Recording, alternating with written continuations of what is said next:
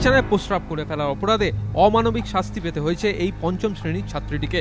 ঘটনার পর 48 ঘন্টারও বেশি সময় কেটে গিয়েছে, কিন্তু এখনো সেই আতঙ্ক কাটিয়ে উঠতে পারেনি এই একরত্তি মেয়েটি। মনে পড়লেই কেঁপে উঠছে চোখের পাতা। প্রথমে আমার সেই ক্যাথাটা ভিজে চপচপ ছিল, ওর উপরে লবণ ছিটিয়ে তারপর বললে যে এটাকে চাটো। বাবা মার কাছ থেকে দূরে হোস্টেলে যার আশ্রয়ে থাকা, নির্যাতিত হতে হলো তারই হাতে।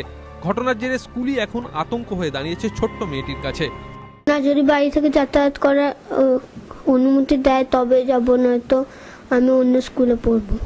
আগে এই ঘটনাটা আবার যদি কারো অন্যর সঙ্গে করে বা আমার সঙ্গে যদি করে, তার জন্য আমি এখনো পড়বো না। বিশ্বভারতী বিশ্ববিদ্যালয় কর্তৃপক্ষের অভিযোগের ভিত্তিতে সোমবারই গ্রেফতার করা হয় ছাত্রীর বাবা মাকে। মেয়ের পাশে দাঁড়ানোর জন্যই গ্রেফতার করা হলো দাবি ছাত্রীর বাবার।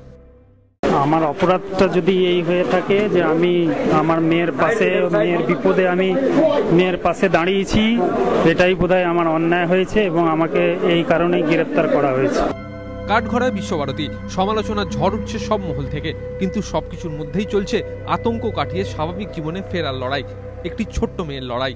গোপাল চট্টোপাধ্যায়, এবিপি আনন্দ, বীরভূম।